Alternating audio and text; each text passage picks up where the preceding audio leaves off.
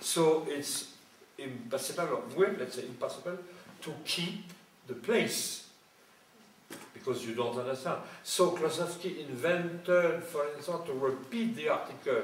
Let's say he said, la robe, and two lines after, la rose, the dress, the pink. Wait, or he used it. Bon, alors it was manifestement, an attempt to hear something like the Latin capacity in the French. It was magnifique, and I liked enormously this translation. In fact, maybe the first time I read l'Énéide in one evening, en général, it takes a more long time. But Roger Caillois, a grammarian, very well known, was completely disgusted and hostile to this translation.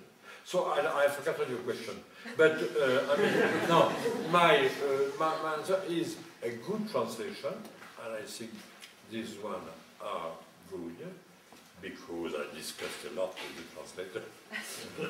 Of course, when one can help the translator, it's a beautiful job. So it loses, it gains. It's another thing. It's another. You have to invent. Let's say, original beautiful poem in the terminus ad quem, in the final version. What was your question? Yeah, it was about that? Yeah, I think that was but it is a good point to remember and remind our students that the French people, the French philosopher, never read Heidegger actually. They read a philosopher who is not Heidegger, just called Heidegger, but he sounds so reasonable and Cartesian in many ways, you know, that you have no idea this is Heidegger. But think of what the French philosopher of this generation would have done if nobody has translated Heidegger. We would not have Lyotard, Derrida, nobody of them we would have actually in the form we have now. We would have a totally different Derrida, something like that. And therefore, it was absolutely necessary, even if you have to learn German in order really to see the difference and to hear the German voice in the French translation. Yes, if you can understand both languages, you can hear it. But if you're one of the poor suckers who can only speak one language, and unfortunately most Americans are, you know, then you have a hard time really to evaluate if this is a good translation. Who is speaking here actually. Go to the, forget the names, Dark Times Geocide. So, you happy you will be dead soon. So, but he has to live on. And he's a poet. What can you tell him? What kind of consolation or advice can you give him? Right.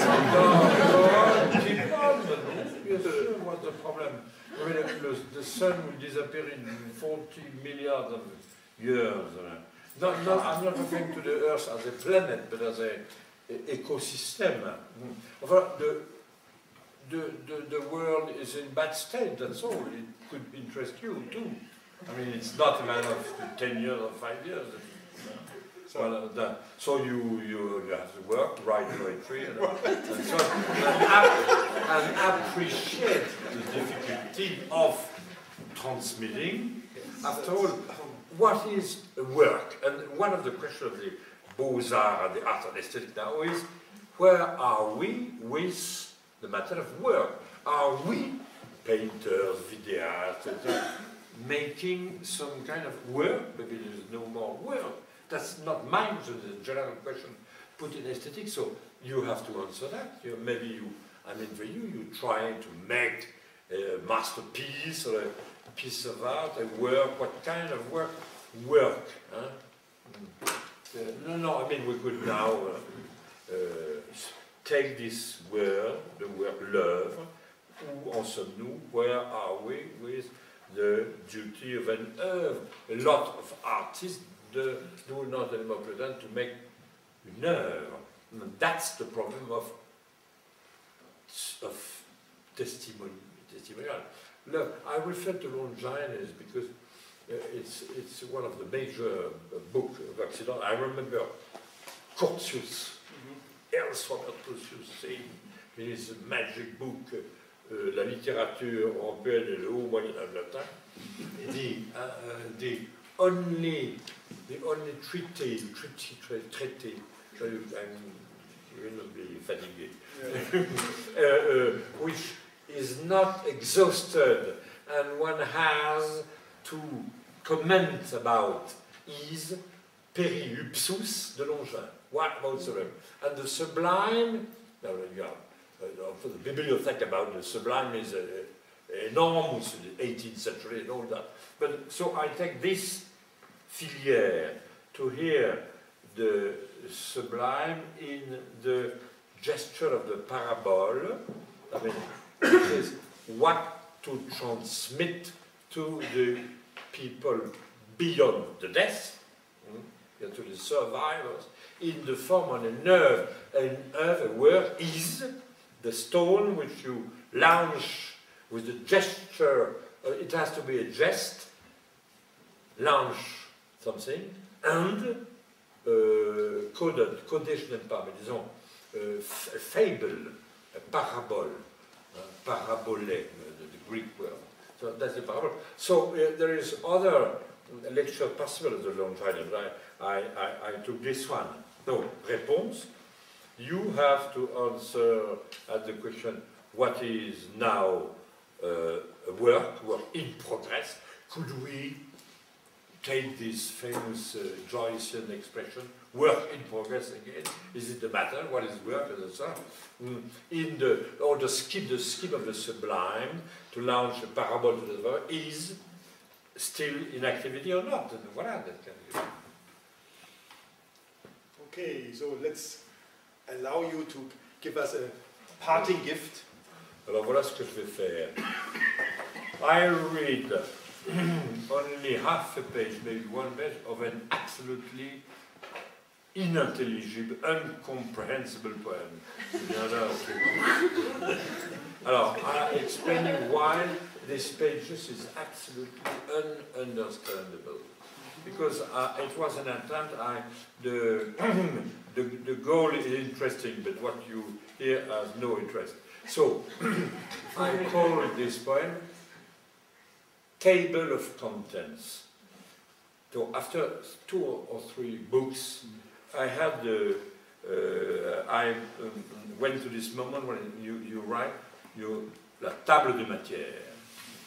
So, and I was recollecting the title of the poems. And suddenly I said, oh, it could be a poem, the table of contents. So I transform, and many poems of our days resemble to a table de matière. So this is the table of contents of a book called Jumelage, subtitle Made in USA. And so I picked up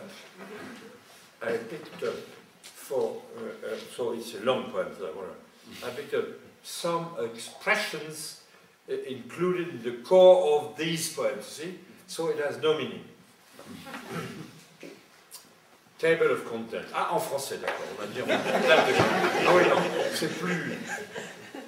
c'est mieux, parce que personne ne comprend de toute façon. Table des matières. De l'autre côté de l'arche qui passait lent, le mur allunissait ta chambre. Au tendre soif précieux corps, l'odeur de rose animait ta statue. J'étais un collier de ton cou d'encens, mais anonyme pour toi toujours, puisque tu ne m'appelais pas. La faute en est à toi, amour, si j'ai trop haï joignant ma bouche à la tienne. J'ai reçu de tes lèvres une telle amertume, j'ai reçu de l'absence une telle liberté, que mon corps faillit s'envoler. Fuis-moi donc, si tu veux que nous vivions. La lune emmurait cette chambre. Le noctaduc aux plus de 300 arches en finissait. Tu m'avais revêtu à ton col encensé, l'exemplaire de ces fameux seins microcosmiques, ô précieux corps qui tant et tendre et soif. D'aucun nom tu n'osais m'appeler, n'oseras. Ton corps en était à l'odeur empruntée au manuel. Nous renoncions à faire connaissance. Il te faut croître et que je diminue. Ouais, ça continue, on pourrait s'arrêter là.